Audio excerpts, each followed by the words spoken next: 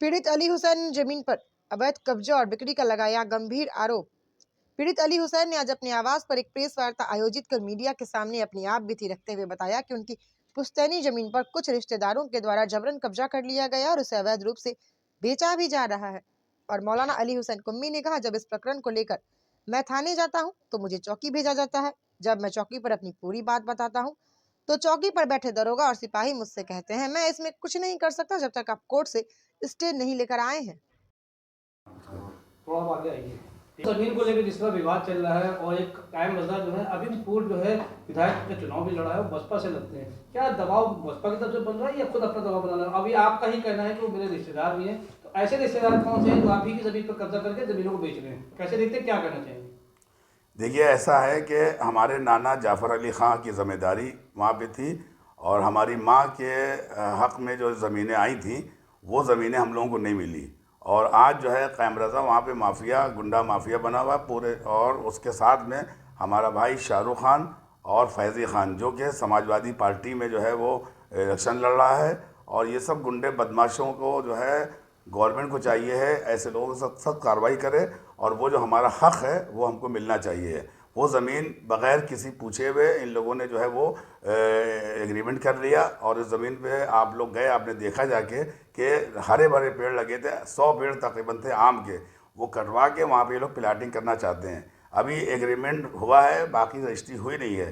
तो हम सरकार से यही कहेंगे कि फौरी तौर पर वहाँ पे रोक लगाई जाए, क्योंकि न्यायालय में हमारा मुकदमा चल रहा है। 25 नवंबर को उसकी डेट दी गई है, जब न्यायालय से कोई फैसला हो, जब कोई कार्रवाई की जाए, हम ये चाहते हैं। और जो भी वहाँ पे काम ख़राब हो रहा है वो ये लोग मिल के कर रहे हैं और किसी की नहीं सुनते हैं।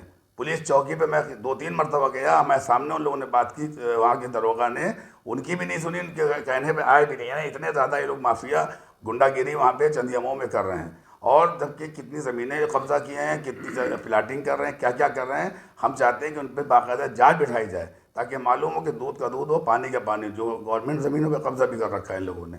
मौजूदा हालत वहाँ पर चौकी है, वहाँ से उन्होंने पूछताछ भी करी। उनका कहना है कि जो है खितौनी में के अंदर जो है उनका नाम नहीं है मौलाना का, और जो है वो दबाव बनाने की कोशिश कर रहा है। क्या क्या सच है, क्या झूठ है, अपनी ज़बानी बता दीजिए। देखिए, ऐसा है, अगर वो लोग कह रहे हैं खितौनी में ज़मीन नहीं है तो जाफ़र अली ख़ां की जो ज़मीन है वो ये तो मानते हैं कि जाफ़र अली ख़ां की ज़मीन है, और जाफ़र अली ख़ां मेरे नाना थे, और नाना की ज़मीन पे नवासे का हक़ नहीं हुआ तो किसका हक़ होगा? ये तो खाली बात कहने की होती, खितौनी में नहीं है। अगर खितौनी में नाम नहीं लिखा गया तो इसका मतलब ये नहीं कि हम हक़दार नहीं हैं।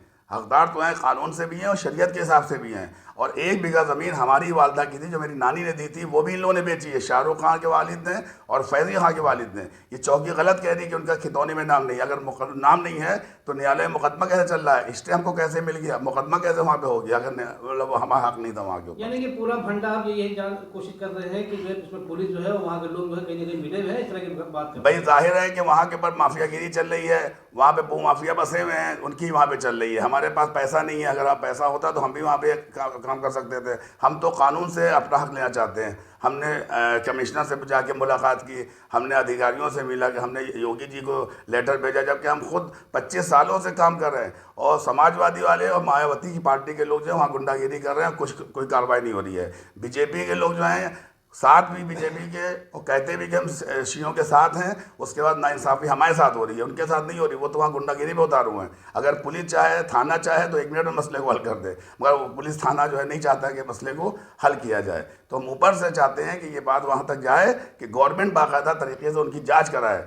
फैज़ी खान, शाहरुख खान और क़ायम रज़ा की, जब जाके लोग मालूम हो कि कौन सही है कौन गलत है। हमारे नाना जाफ़र अली ख़ां कल भी थे, आज भी उनका नाम चल रहा है। इसलिए ये कहना कि खितौनी में नाम नहीं, ये कोई गलत बात है। जब न्यायालय मुकदमा चल रहा है तो इसका मतलब हम उसके हक़दार हैं, और इंशाअल्लाह वो हक़ हमको मिलेगा। आज नहीं तो कल हम योगी सरकार से यही अपील करेंगे कि वहाँ पर जांच कराई जाए किन किन ज़मीनों पे लोग कब्ज़ा किए बैठे हुए हैं, और ये ज़मीन जो है उस पर जब तक कि मुकदमा चल रहा है उस पर कोई भी काम न किया जाए। जब मुकदमे का फैसला हो जाए फिर जो चाहे करें वहाँ के ऊपर। बहुत बहुत शुक्रिया। क्या मामला है पूरा? देखिए, ऐसा है कि मौलाना अली हुसैन कुम्मी के नाना और इनके जो दादा थे, दोनों का बिना बंटवारा हुए हुए ये ज़मीन का सौदा हुआ है 4 करोड़ रुपए का, ऐसा मौलाना का कहना है। मौलाना आज ही बाहर से अभी आ रहे हैं, थोड़ी देर में वो अपने घर पे भी कॉन्फ्रेंस करेंगे। आप लोगों को ये ज़मीन का मुआयना करने के लिए यहाँ पे भेजा गया है और ये ज़मीन जो है 4 बीघा ज़मीन 4 करोड़ का सौदा हुआ, ऐसा मौलाना का कहना है।